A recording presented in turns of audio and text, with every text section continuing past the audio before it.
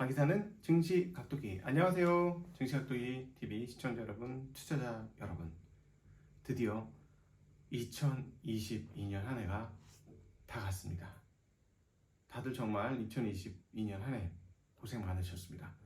투자의 세계에 들어오신 분들은 정말로 혹독한 경험을 하셨다, 이렇게 말씀드릴 수 있겠습니다. 저도 2018년 이후에 가장 힘든 시기를 보냈습니다. 물론 2020년대 코로나 장세 때는 정말 황당한 흐름이었죠. 그때도 엄청나게 큰 당황을 했었는데 그때는 너무 빨리 지나가서 기억 속에 아픔으로 그렇게 크게 남아있지 않은 것 같습니다. 그 이후에 보상을 크게 받았기 때문에 더 그런 것 같은데요.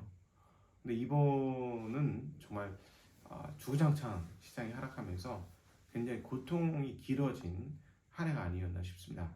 그런 의미에서 정말 2022년에 참여하신 분들은 정말 고생 많았고, 그리고 2020년에 들어오셨던 분들은 상승과 하락 사이클을 제대로 한 사이클 다 경험을 했다라는 거를 꼭 기억하시면 좋을 것 같습니다. 상승 때 기분이 어땠는지, 그리고 하락 때 기분이 어땠는지를 모두 머릿속에 정확하게 기억해 놓으신다면 다음 상승과 하락에서는 더 좋은 결과를 얻게 될 겁니다.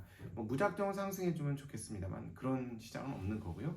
상승과 하락의 사이클을 반복하고, 미국 같은 경우는 그 사이클이 우상향하고, 한국은 상당히 오랜 기간 박스권으로 움직이는 그런 양상을 보여주고 있습니다. 어쨌든 사이클이 계속해서 돌아가는데요. 이 사이클에 어떻게 대응하고 적응하느냐에 따라서 향후 우리 자산의 그 가치는 달라질 수 있다는 것을 기억하면 좋겠습니다. 자, 오늘장 한마디. 힘들었던 2022년이 드디어 다 끝났구나. 내년엔 좀 달려보자. 네. 정말 아디오스, 안녕, 굿바이. 네. 많은 사람들이 투자에 참여했던 사람들이 그래, 잘 가, 빨리 가라, 빨리 가라.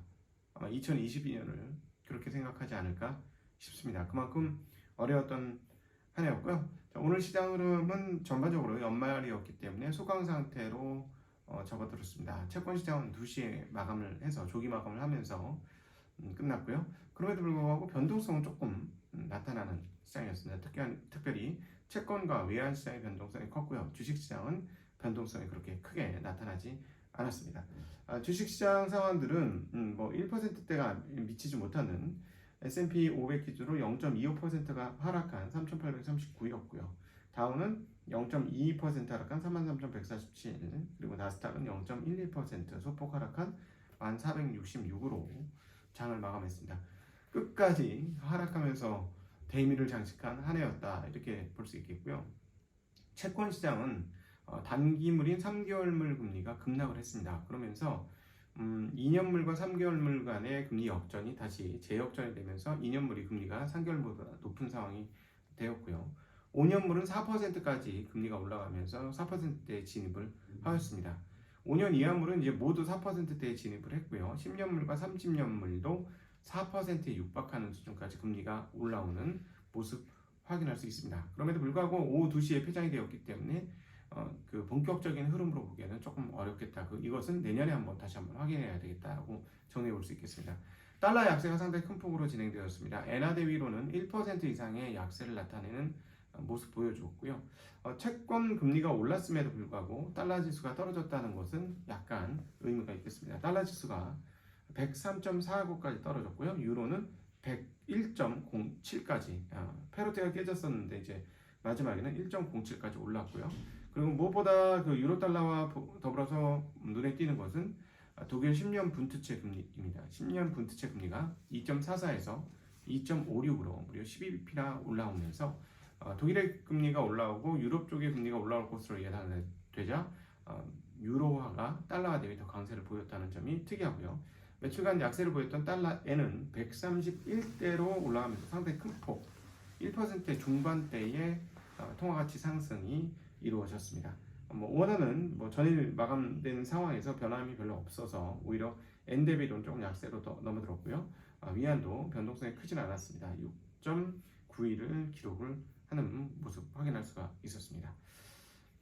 올 한 해 금융시장을 한번 정리해 볼 필요가 있어서 간략하게 리뷰를 하고, 내년 1월 2일부터 한국 시장이 열리죠. 미국 시장은 1월 3일부터 열리게 됩니다. 그래서 1월 2일과 3일 그 한 해를 다시 한번 더 정리를 해드릴 수 있을 것 같은데요.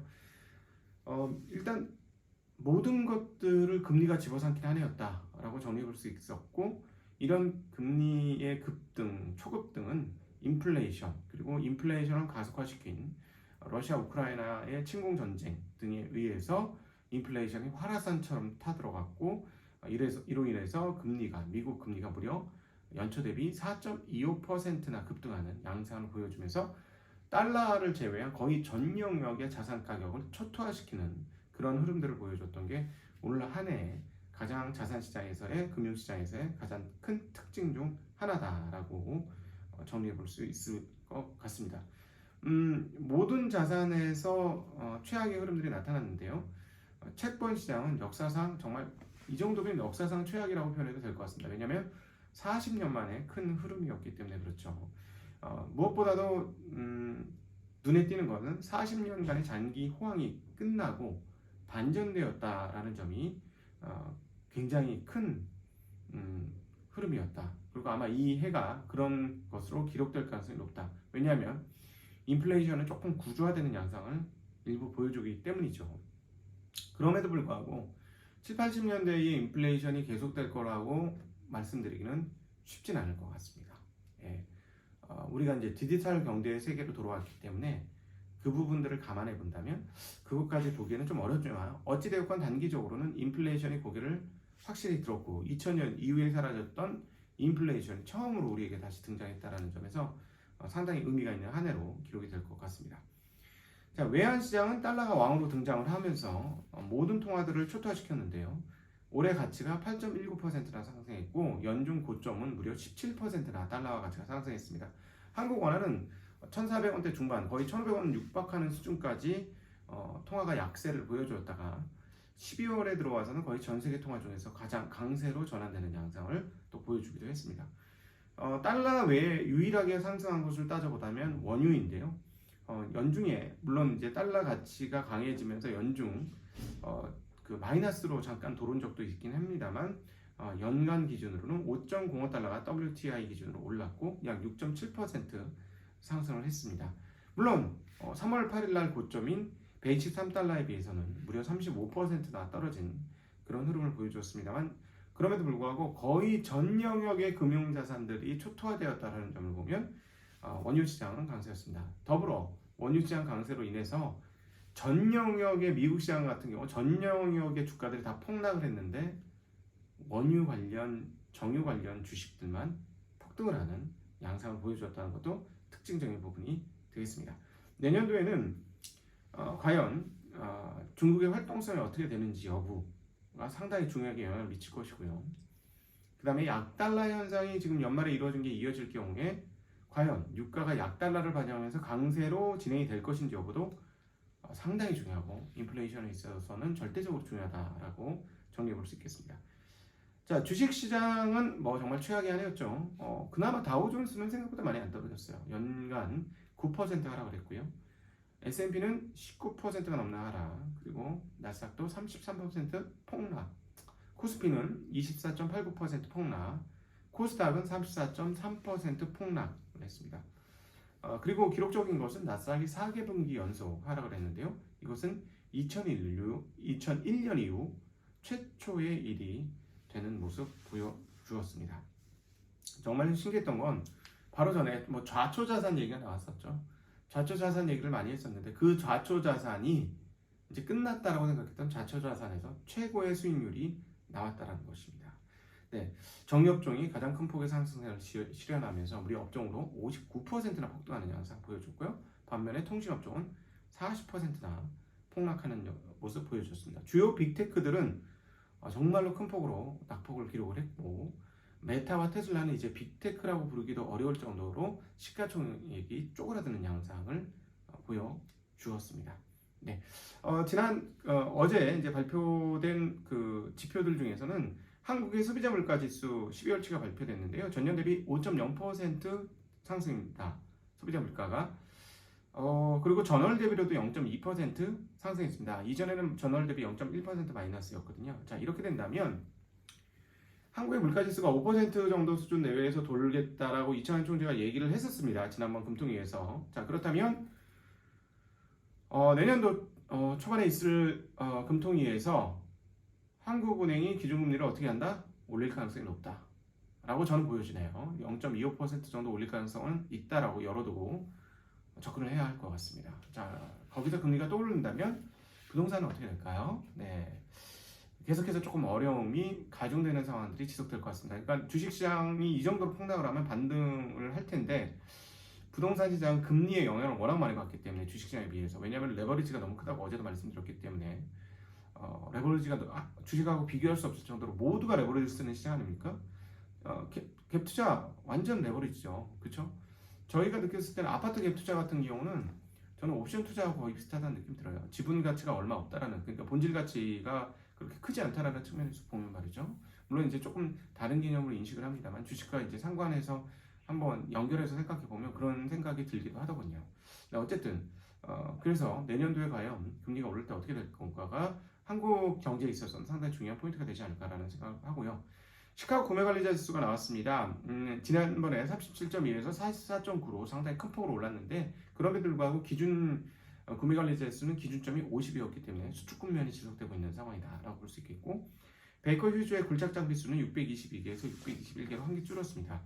베이커 휴즈의 총 원유 시추수는 779개에서 779개로 그대로 유지되고 있습니다.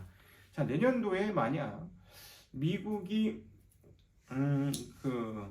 올해 많이 썼던 전략 비축률을 다시 축적하게 되는 양상을 보여준다면 유가의 하락이 그렇게 크게 나타나지 않을 수도 있을 것 같고요. 그 다음에 중국은 올해는 완전 셧다운이었으니까 말할 것도 없고요. 올해보다는 최소한 활동성이 커지지 않겠습니까? 가동률도 올라갈 것이고. 자, 그렇다면 유가가 어떻게 될 것인지가 내년도 상반기에서 저는 가장 중요한 경제 변수 중에 하나라고 생각하고, 유가가 고공행진을 하게 된다면 인플레이션이 쉽게 꺾이지 않게 될 것입니다. 물론 다른 것들에선 전방위적으로 떨어지는 양상을 보여주면서 인플레이션이 올라가지는 않겠습니다만 기대만큼의 인플레이션의 하락이 이루어질지 여부는 유가가 가장 크게 영향을 미치지 않겠는가 하는 생각을 계속해서 해보고 있습니다. 자, 올 한해 정말 고생 많으셨고요. 한국 시장도 몇 년 만에 하락을 기록을 했습니다. 보통 한국 시장도 뭐 그렇게 미국 시장처럼 크게 올라가진 않지만 한 2, 3년 오르는 경향성은 있거든요. 근데 2, 3년 오르고 한 해 쉬는데, 자, 그렇다면 2020년 한 해는 적지 않게 거의 침체를 상당 부분 반영하는 수준으로 떨어졌으니까 23년에는 반등의 한 해가 되었으면 좋겠습니다. 어떤 업종이 좋을까요? 그 부분에 대해서는 내년도 아침 방송을 통해서 저 개인적인 뇌피셜을 여러분들한테 한번 풀어보도록 하겠습니다. 한 해 정말 고생 많으셨습니다. 그리고 한 해 저희 부족한 전시각도의 TV를 사랑해 주시고 함께 해주신 모든 분들께 마음을 담아서 진심으로 감사를 드립니다. 여러분이 있었기에 저희가 여기까지 올 수 있었습니다. 진심으로 감사드리고 마음의 하트 뿅뿅 날려드립니다. 한 해 잘 마무리하시고요. 내년 신년 해와 함께 용솟음치게 떠오르는 저와 여러분들 되기를 소망합니다. 안녕.